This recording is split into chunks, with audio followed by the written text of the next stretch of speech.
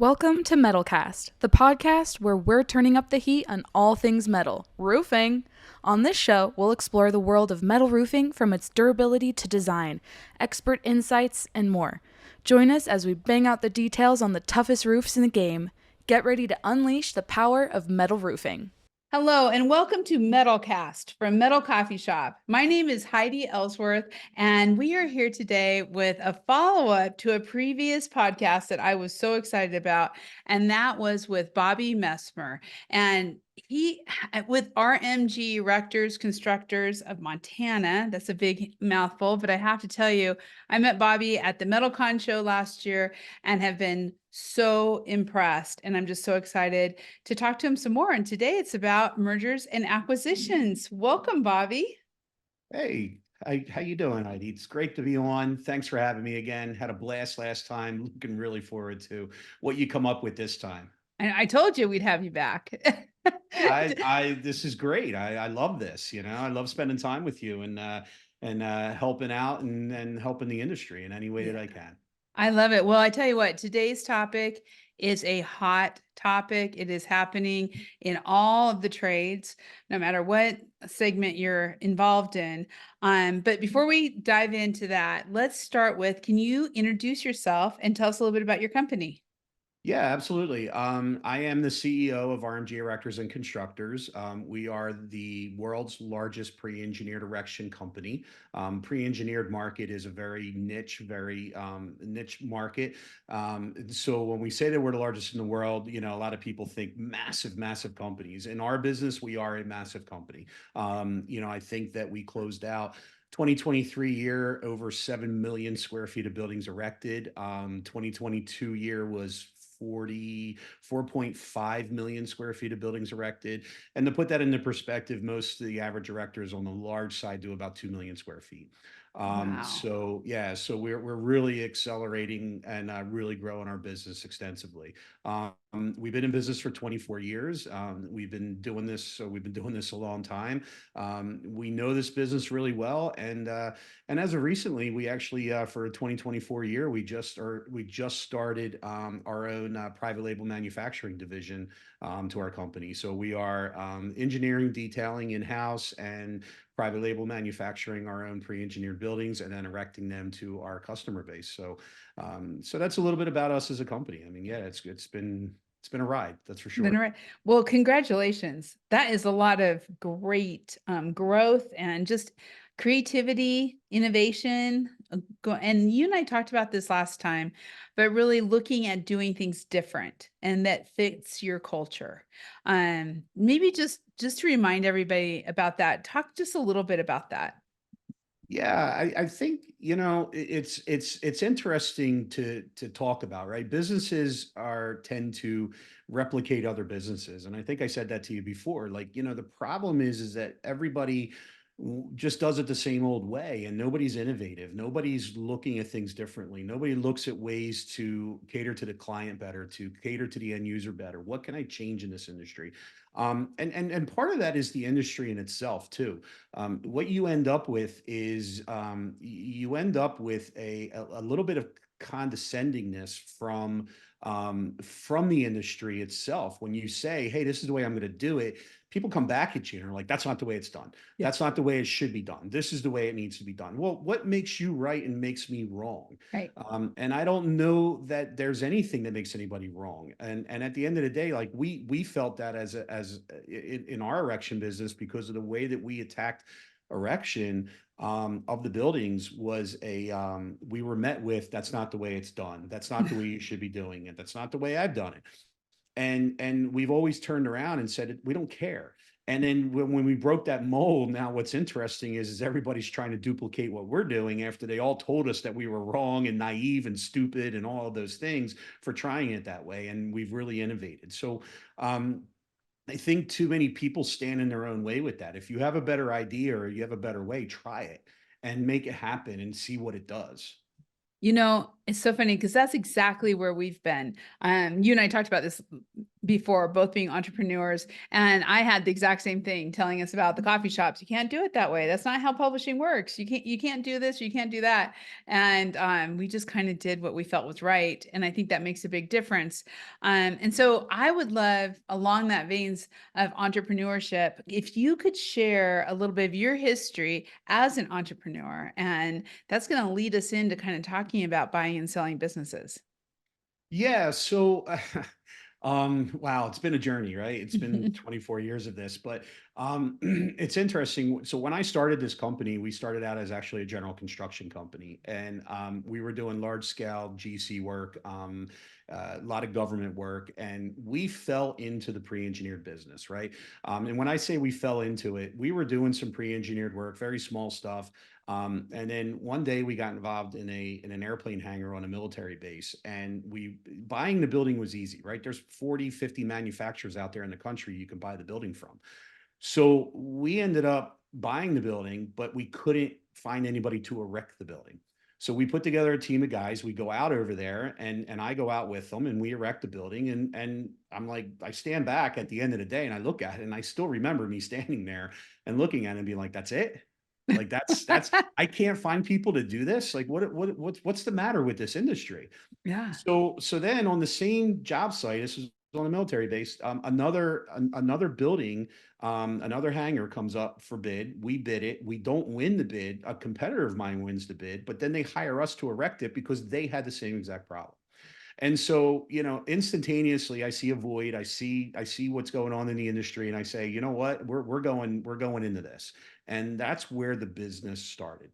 Um, and that's, and the rest is history. I mean, here we are, right?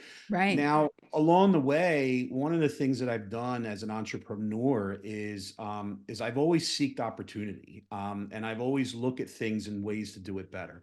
And too many people don't do that, and maybe it's because they don't believe in themselves. I don't know what that is, but at the end of the day, you have to be willing to do things better, right? So Hmm.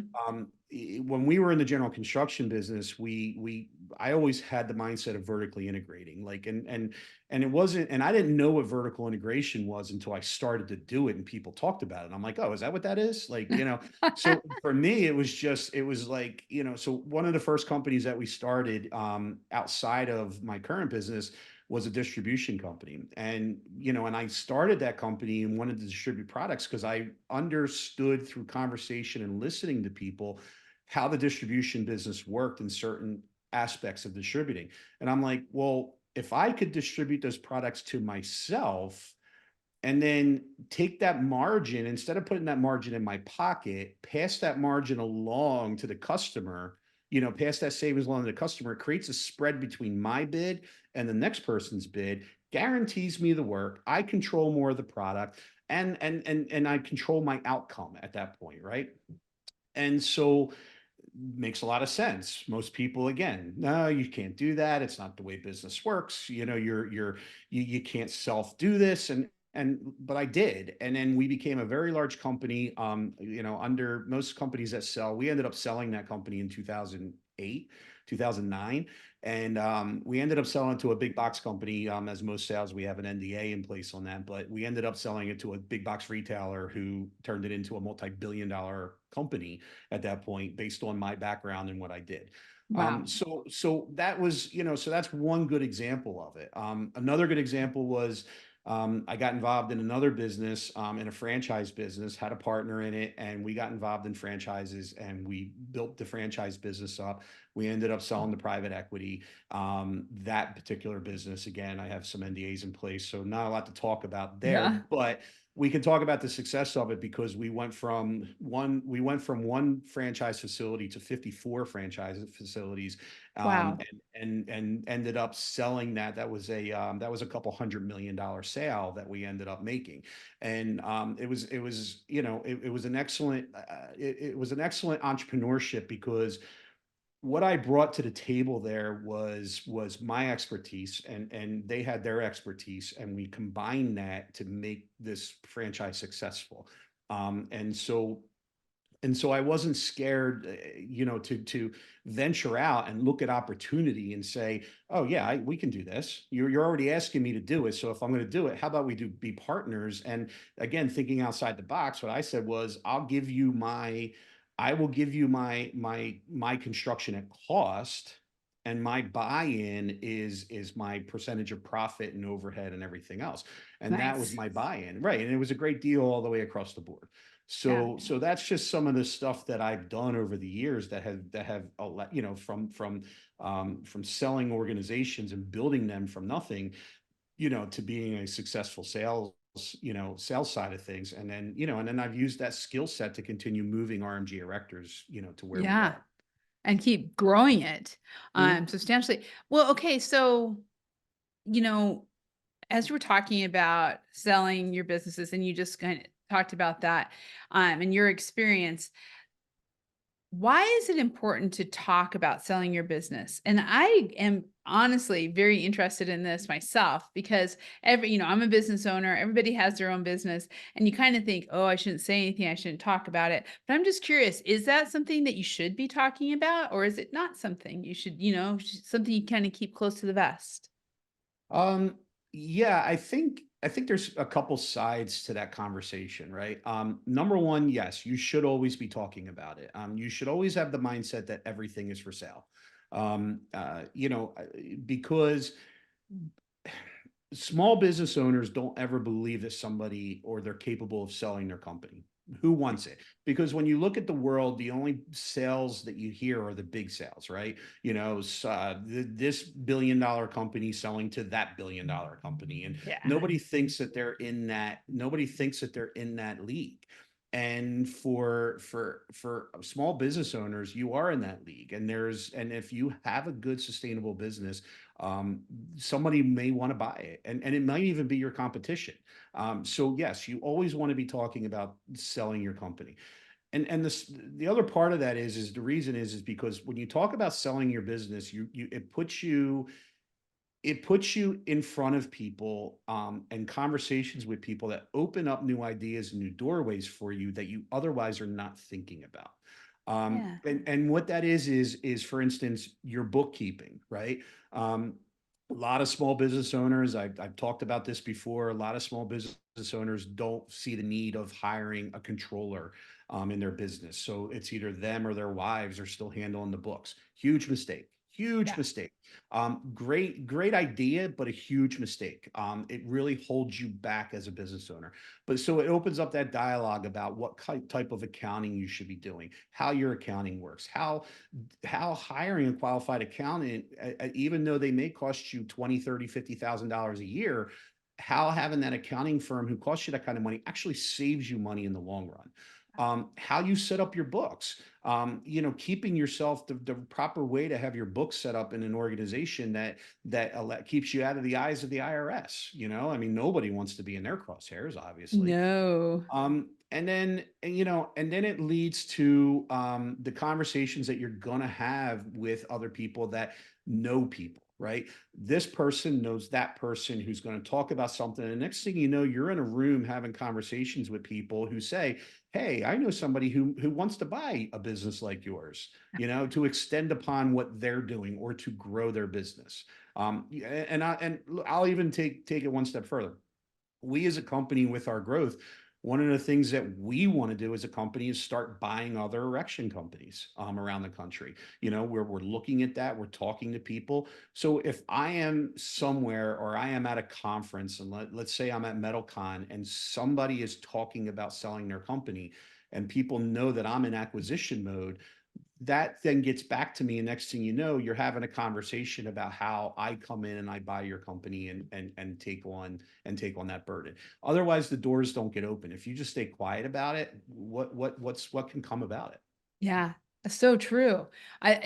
So much of that just totally rings for me because same thing, getting your company ready, being sure that you're doing all the right things so that when that opportunity does knock, that you're ready and you aren't all of a sudden having someone say, "Oh, you need to do all of this before you can even be considered." So let's talk about that. the right time to sell a business, or even to decide if you should or not? Mhm. So yeah, the right time to sell a business, I don't know if there really is a right time. I think it's a matter of what the business owner wants to do, right? Where they're at in their mind.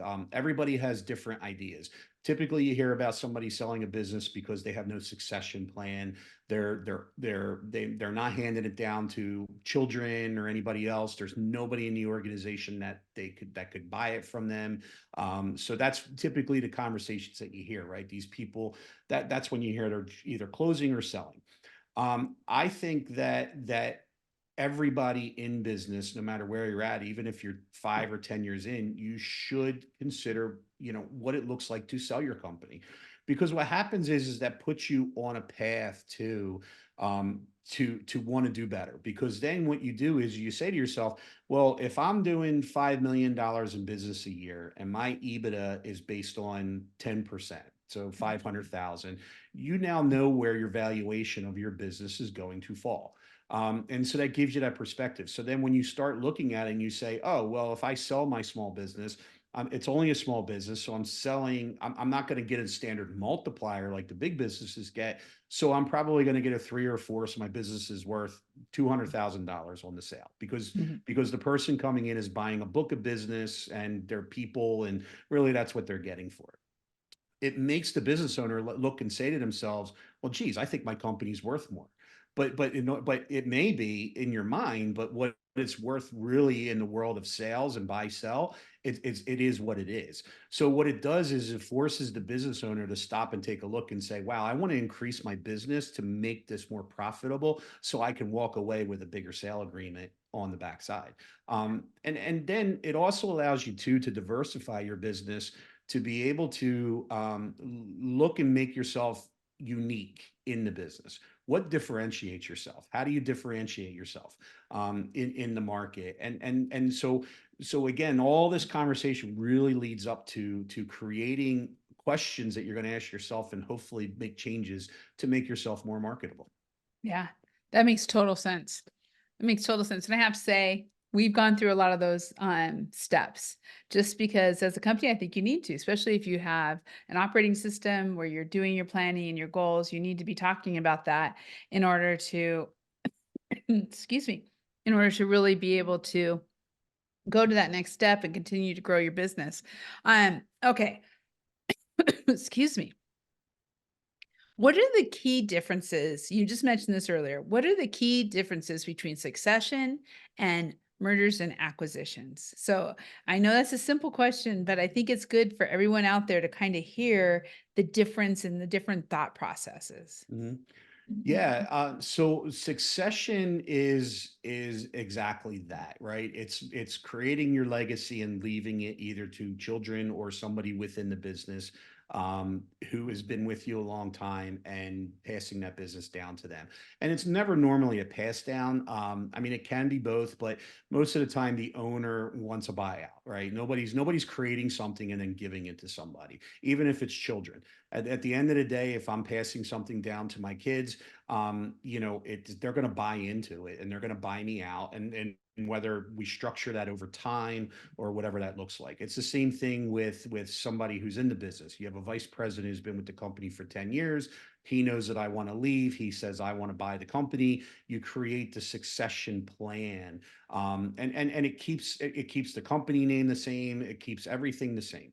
And so succession is very simple, but you really have to decide what you want to do, because in succession, a lot of times, even as an owner, you're still involved in succession, at least for a certain period of time, because you have to be.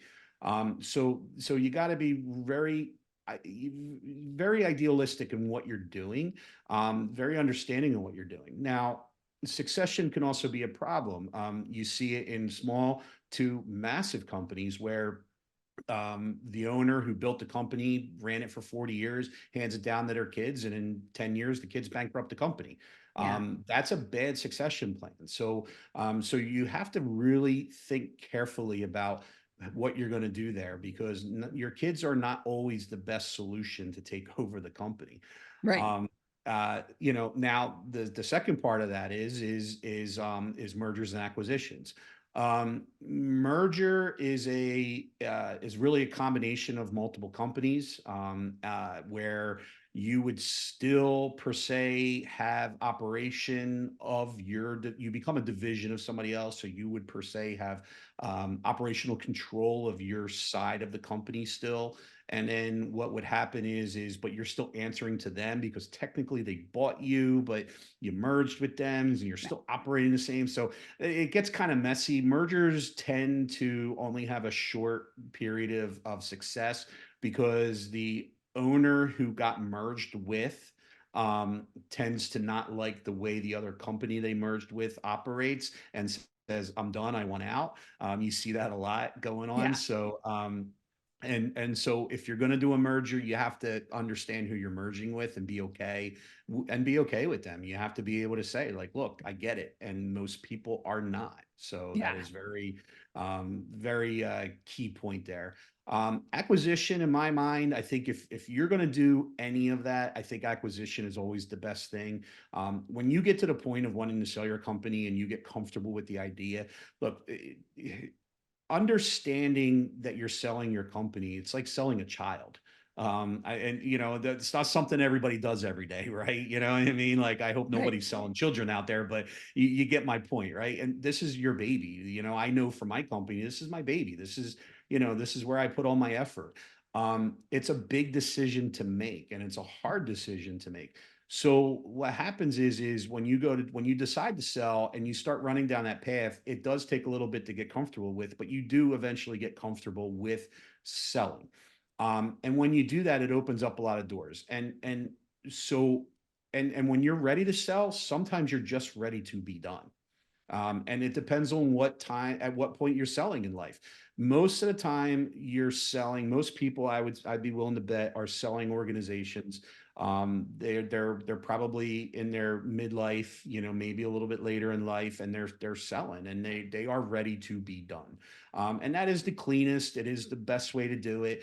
The thing with that is in any sale of a business, you're going to be tied into it a little bit. Because what happens is say you sell your company for $50 million, they're going to say we're going to give you 30 million now, and we're going to pay you the other 20 million over 5 years. So that holds you in Yeah. because they want to see you operate the business over that 5 years. They're going to consult with you. They're going to see what you're doing, and then they take you and they push you out. The other way is if you can get a clean buyout on an acquisition side, that's always a good way because then you can just wash your hands. It's not your problem anymore, and you can be done with it. I do like my last two acquisitions. What we sold, they were clean buyouts. The one did ask me to stay on, and I said absolutely not. You're Yeah. taking it, you take it, and you run with it. That's your problem, not mine. And Well, you that's have another company to run or well, several. right. And that's where I was at. I was like, I got other companies to run. Like Yeah. I started this over here by just sheer happenstance. You know what I Yeah. mean? Like, I was like, I didn't really care. I turned it into a global company, you know what I mean? But I didn't really care about it. It was by default. I had a Right. means to an end with that. What it became was what it became. So for me, it was buy me out. I'm done. I'm not doing anything else. But it depends. Again, some people just have a hard time letting go. And that's the hard part. It is. Okay, so let's talk private equity because that's a big part of kind of what we have the three different areas, and sometimes it is, I don't know if I'd call it a merger, but they're asking the companies to actually be on the board of directors to be more involved. So it's really not, done and out of here. It's staying and growing this new roll up. We've seen it across the trades, right? I Mhm. mean, roofing's getting hit right now, but it's been in elevators, it's been just everywhere. What are you seeing on that front? I mean, there's a lot of private equity money out there. Yeah, I mean, private equity is they want a good return on their investment, right? So if you have a good margin and you can show that you have a good margin, they're going to buy you. But you have to show some other things. I mean, but really it comes down to private equity wants companies that make money. That's what Yeah. they want. If you're a company that makes money, they want you. And that's the bottom line. Now, again, there's certain thresholds, and private equity companies work in thresholds. There are private equity companies who only buy up and only want to spend up to $50 million to buy a company. There are other private equity companies who work in chunks in between all that, all the way up to billions of dollars. It depends on who you're getting. Obviously, anybody who's buying you minus an independent sale is going to be a private equity purchase. And that's where I would go. I mean, unless it's a big company, that wants to, like, for instance, I am hoping over the next couple of years that I've created enough disruption in the business that somebody like Cornerstone or Nucor would want to buy me. Right. Which that's my goal. Yeah. But if they're going to do it, I highly doubt they're going to take a lot of their money out of their cash reserves. They're probably going to tap into private equity that they work with to make their other mergers and acquisitions that they do. And they're going to use private equity line to be a partner to buy me and roll me up into their organization. And that's a great thing. Come and get me. You know what I mean? Here Yeah. I am. I'm for sale. You know what You're I mean? talking So about it. yeah, look, I'm always talking about it, Yeah. and look, I have an end goal. I know what my plan is. I have eight more years of operating this business, and in 8 years I'm selling. Yeah. And I'm going to be, and I mean, in 8 years, I'll probably be doing $500 million a year in business, or more. Right. So they're going to buy me because I'm going to be disrupting the market and disrupting their market. But that's what private equity wants to see, right? So if Yeah. it's not the independent, like a Nucor who would want to step in and buy me because I'm a pest to them, Yeah. it's going to be private equity who wants to take me up because I'm a profitable business. I control a large portion of the market segment. I have a large customer base. So you have to set yourself up. But private equity is the way to go. You hear the nightmare stories in private equity. Look, they're tough guys, but they're smart guys. These are very, very, very smart people that work in the private equity sector. And you got to remember something too. They have people to answer to too. They have a group Yeah. of investors. The private equity companies are not sitting on all the money. They have investors who invest in them and say, like, I have a friend of mine who is an investor for private equity, and he raises about $1 billion a year, to invest in the private equity ventures. And so, there's people that they have to answer to too. So they can't buy a flop from you. So that's why they are a pain in the ass. And so it's not a nightmare story. It's just that is the due diligence that you have to go through. And I loved what you said earlier. As an owner, you have to really think about what you want. What do you want? Are you willing to go to work for a big company? Are you willing to work with private equity? Are you willing, or do you just want to walk away? Right. And Mhm. I think and then I think there's also the people who work for you too. As an owner, I always think of them too. And like, how is that going to work? And where is that going to go? So there's so many questions that you kind of have to work through in your own head to make Mhm. sure you're on the right step. And I think when you bring family into that, you mentioned it earlier, like it's not always the best idea to sell to your kids, Right. or to give it to your kids, whatever you decide to do. But I would love probably for you to look at it kind of from the other side. Because this is what I see and hear a lot, that there are young people out there who have, their second, third, fourth generation. They want to buy, they want to take over this company, but there's challenges, a Mhm. lot of challenges. So what's some of your advice to family businesses that really are, all sides agree, the next generation wants to take over? What are some of the things that they should be thinking about and doing? Well, I think that the first thing that they should be thinking about is how to make that succession um, good and appropriate. It's too many business owners think about their business and their family first. They forget about the fact that the rest of their employee base is family to them, and those people care about the business as much as you do. And so the wrong succession plan makes it a wrong succession plan for the people within the organization. Right. They're because you have to think about if you have 100 employees, right? I always look at it like this, and everybody forgets this motto. But if you have 100 employees, you are responsible for 400 people. And people wonder, they're like, well, where does that come from? Well, where does it come from? Because it's typically family of four in this country. Right. Yeah. So you're not only are you paying that one person, but you're taking that, because you're paying that person and you're taking care of them, you're also taking care of their wife and their two kids. So you're responsible for all 400 people. You have to let Yeah. that settle in and realize that and understand that that is the responsibility. And so when you recognize that, it changes perspective. So it changes perspective on how you look at succession. And what it does is it puts you into a position with succession where you have to now value it correctly. Um, Handing it just over to your kids because, oh, my kid graduated college, my kid has worked here in the office for 5 years. Yeah, but Yeah. does your kid know all the aspects of the business from the ground up? You know, when you start a business, one of my most favorite sayings that I tell everybody is, especially when I hire people, you are an extension of me. When I Yeah. started this business, it was just me. Then I had to hire employees. Then I had to hire a bookkeeper, and that bookkeeper, because I couldn't do the books anymore, so I had to train them in the way I wanted it done. And then they, and it just, you see how it spider webs and it Oh, continues to yeah. move.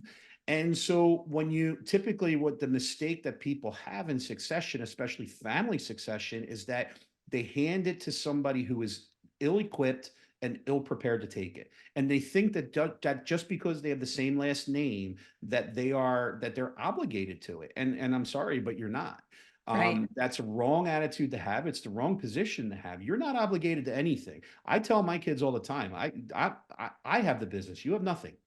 If you want a piece of it, you have to work for it. And you're going to start by pushing a broom. You're going to start at the low side, and you're going to learn to operate this business from the ground up, which is where I started this business, from the ground up.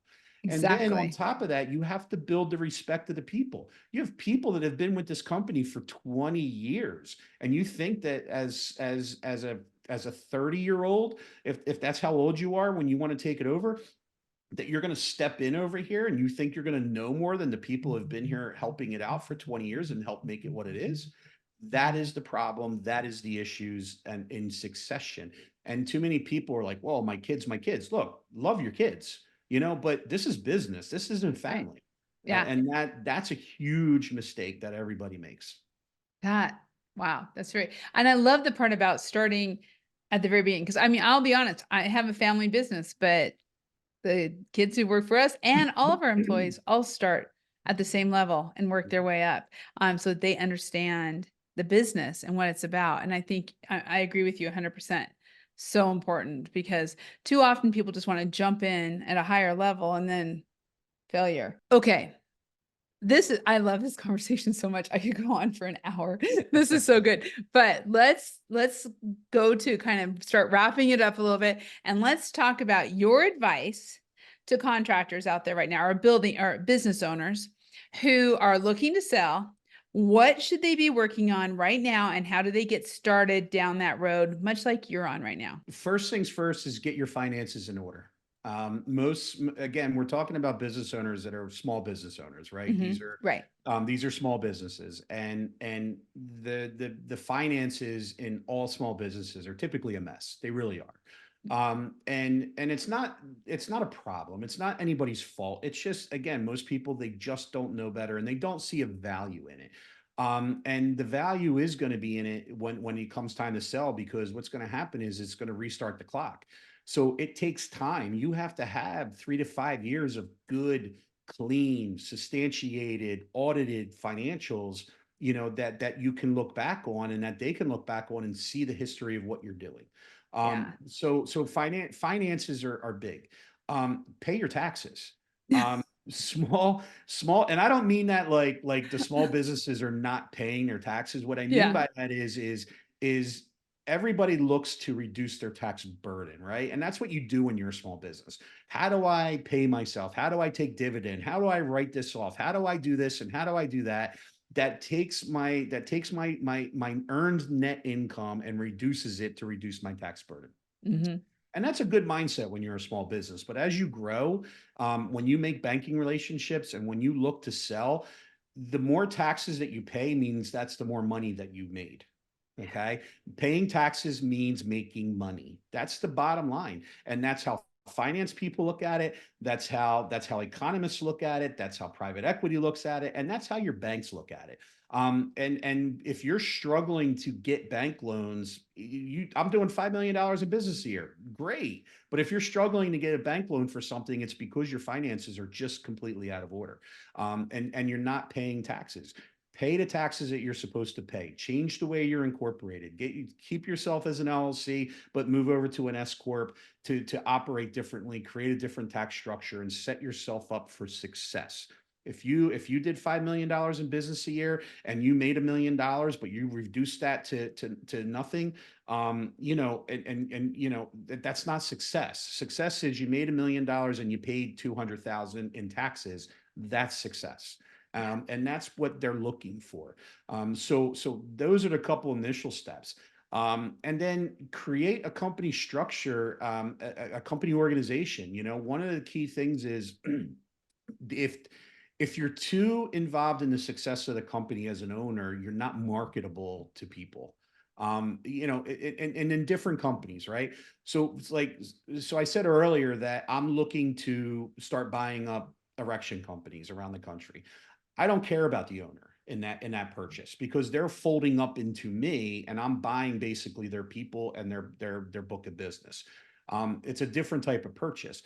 But and then for me, though, I'm heavily involved in my organization, but I'm a highly successful, very, very, very large company. Right. And so what's happening is the private equity is going to want to buy me and probably keep me on, but they're going to want to buy me because of that success. When you're a small business or even a medium-sized business and you are everything in the business, nobody's going to want to buy you because you don't have a good company structure set up. And so you want to look at how you change that company structure. What happens if you remove yourself out of the business for 2 weeks? Can the business still operate? And Yeah. that's the Good. keys to success. So those are just some good starters. I mean, there's so much that you can do as a business owner, but those are really good starters that you really should be doing. And even if you're not trying to sell, those are good things to do that just make your business run more, much more strong and more healthy as you continue to try to grow it. Great advice. I have to tell you, I've been listening, open ears here. Bobby, I love it. This is great. And some things I have never heard before. So thank you so much. Really, really great. Okay, so we're gonna have you back again. You know that. Another couple months. We got to do this again and talk more about what you see happening. I really am interested too in just kind of the future. So I think we need to talk about this in our next podcast of the erector business. I think that Absolutely. is so interesting. And what you're talking about, buying up smaller erectors, what's happening in that business. So everyone stay tuned and we'll be doing that one next. So Bobby, thank you so much. This has been amazing. Nah, this was great, Heidi. Thank you for having me. I look forward to seeing you again. I love it. We'll do it again in a couple months. Everybody stay tuned. And thank you so much for listening.